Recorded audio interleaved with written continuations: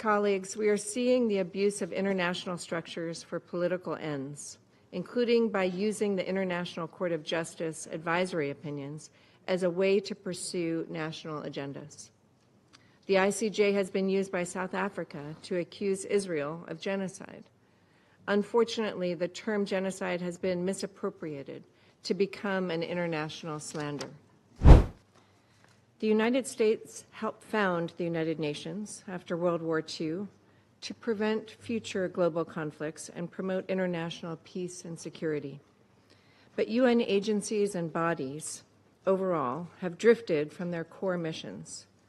We need to take a closer look at where this institution is falling short. For example, there is a long-standing, deep anti-Israel bias within the UN that has only grown stronger since Hamas's brutal attack against Israel on October 7th, 2023. This sentiment was exemplified by the UN Relief and Works Agency, UNRWA, when staff were found to have participated in the October 7th terrorist attack. There are even recent reports that its schools and facilities have been used by Hamas. The UN Human Rights Council has protected human rights abusers by allowing them to use the organization to shield themselves from scrutiny. As for the Security Council, it is charged with maintaining international peace and security, but critical issues that demand the Council's attention continually fall by the wayside. Prior to Bashar al-Assad's departure from Syria, Russia used the Security Council to block any action to hold the Assad regime to account for its crimes against humanity. Russia's war in Ukraine is the bloodiest in Europe since the founding of the United Nations after World War II. This war needs to end. China has consistently exploited its status as a developing nation within international organizations to advance its separate agenda. The UN should not be in the business of endorsing any one country's initiatives. So, two of the greatest drivers of instability in the world today hold veto power at the Security Council. That is what we are up against. As mentioned at the outset, the United States has supported the United Nations over these 80 years. We will continue to strongly advocate for peace abroad and for security and stability at home. The United States is currently conducting a review of our support to the UN. We will consider whether the actions of the organization are serving American interests and whether it can be reformed. The United States will not support UN bodies such as the UN Human Rights Council.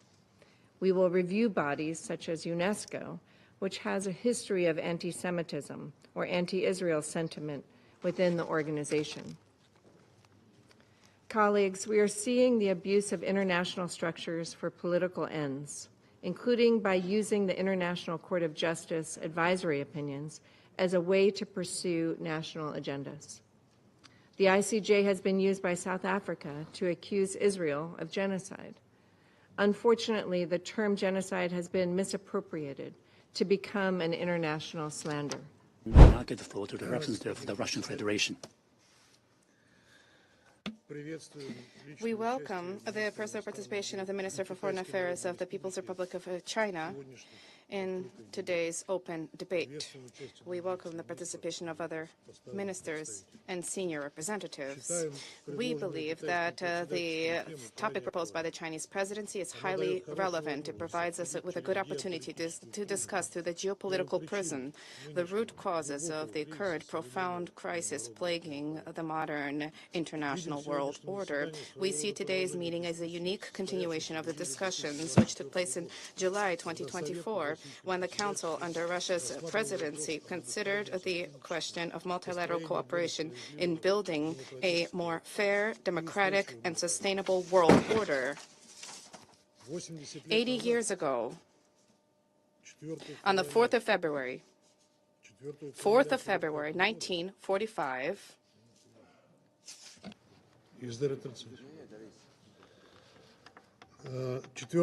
on the 4th of February, 1945, the Yalta Conference began.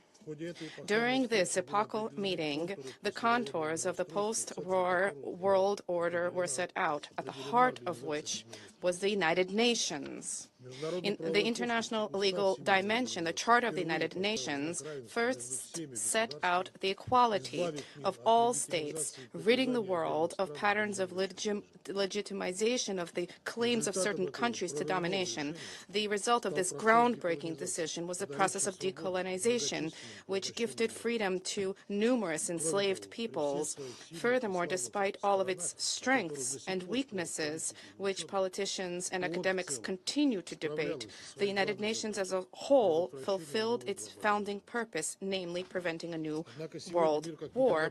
However, today the world has come closer than ever before to a dangerous threshold. It is teetering on the brink of a direct military confrontation between nuclear powers. The West, operating through the rules-based order template, is agreeing to, in circumvention of the United Nations, decisions and key topics of the majority of countries, for the majority of countries, and subsequently portraying these solutions as universal solutions and imposing them on others.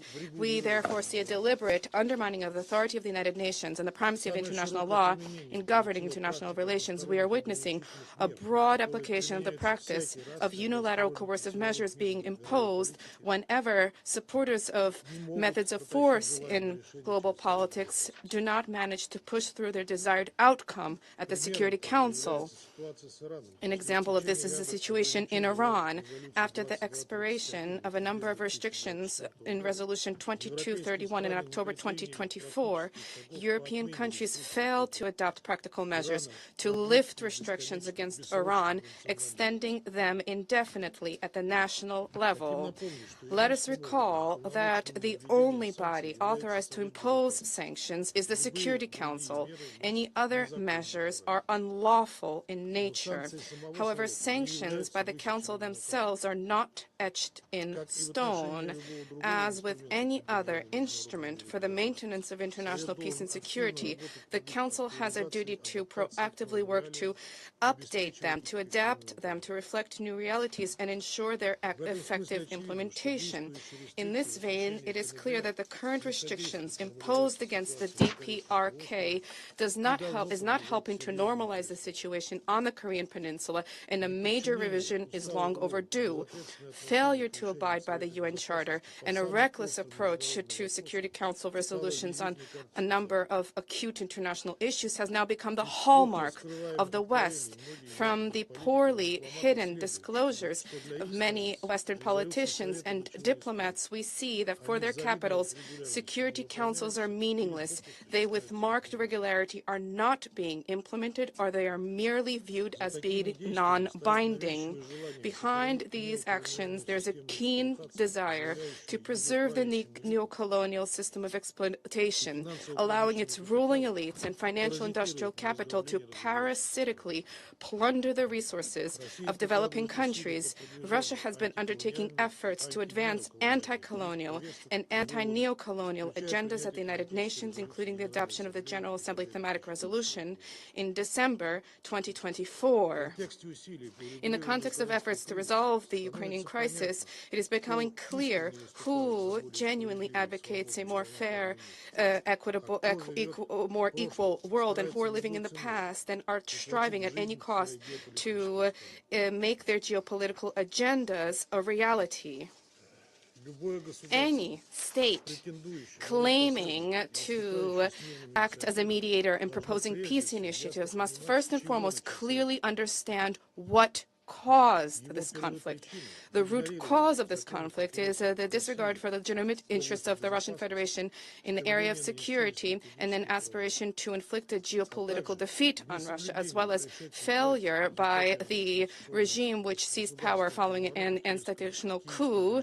The Kiev regime's failure to comply to respect the rights of the entire population of Ukraine, and the obligation of any normal government before all of its citizens.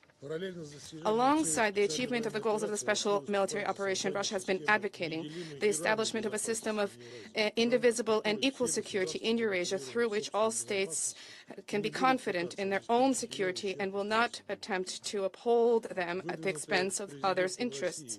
The Russian president has advanced an initiative on this matter. It is in keeping with the ideas of many countries located on our shared continent. There is no doubt that a comprehensive approach to multilateralism hinges on the purposes and principles of the United Nations Charter. Alongside the establishment of a multilateral world order with a shift of the center of power to the global south, there's a growing need for the adaptation of global governing institutions to reflect modern-day realities, and first and foremost for there to be reform of the United Nations and its Security Council.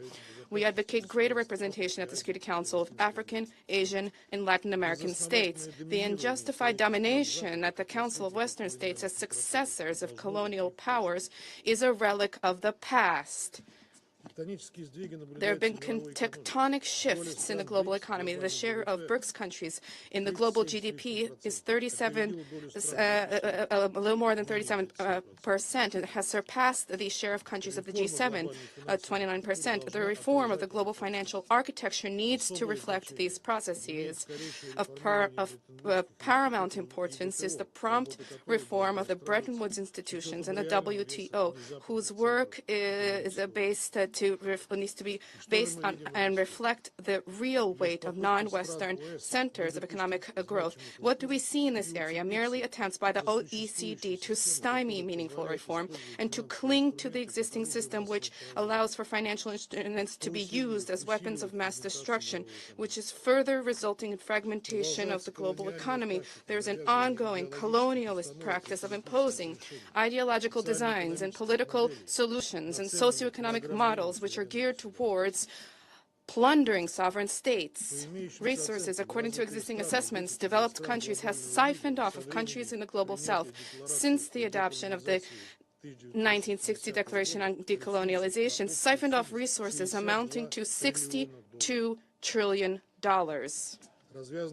An unprecedented campaign has been unleashed of unilateral coercive measures afflicting countries in Africa, Asia, and Latin America.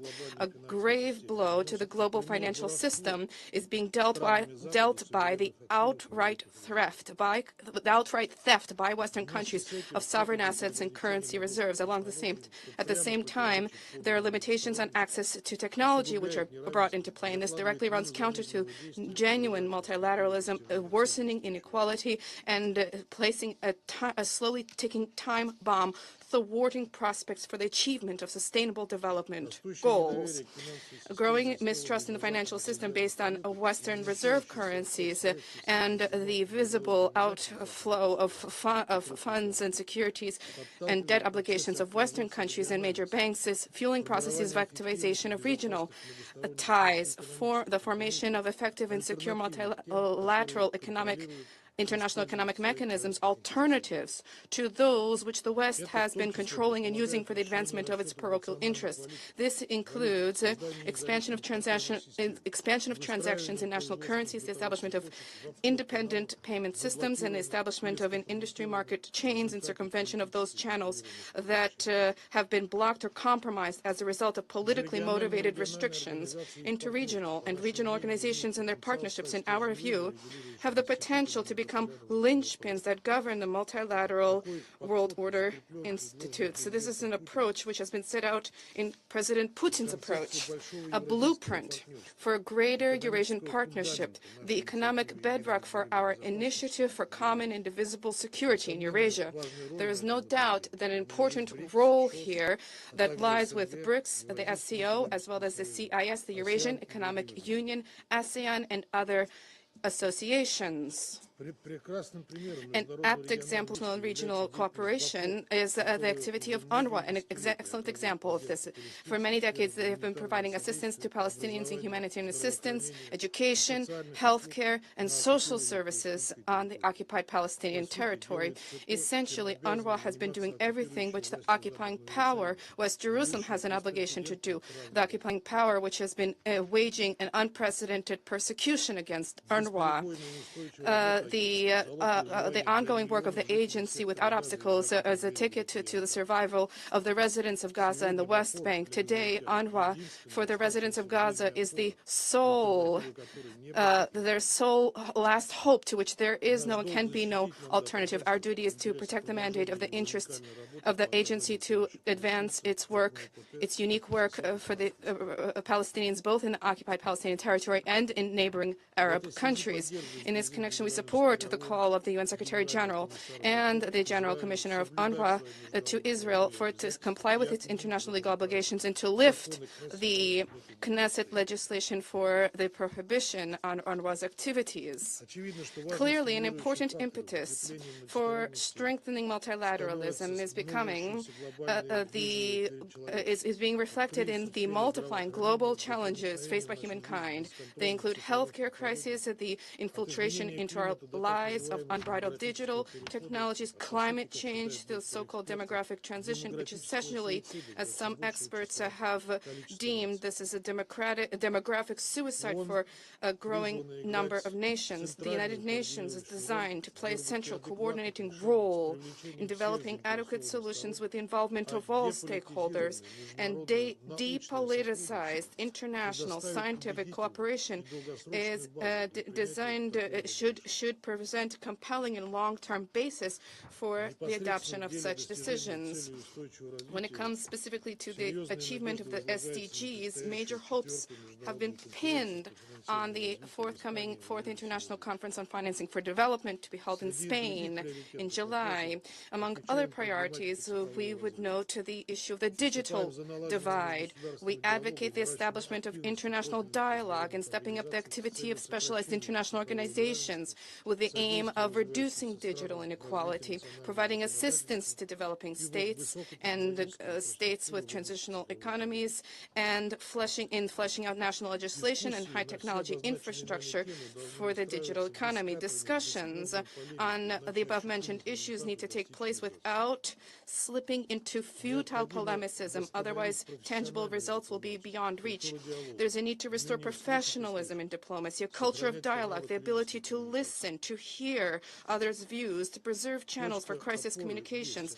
There is a bedrock for this, and that is the Charter of the United Nations. If all parties, barring none, respect its spirit and letter, not interpreting it selectively for the advancement of geopolitical interests, the United Nations is in a position to resolve current disputes and reach common ground on the majority of issues facing it. Thank you. Do you want to watch more videos like this one? If yes, subscribe to our channel and press the bell icon next to it.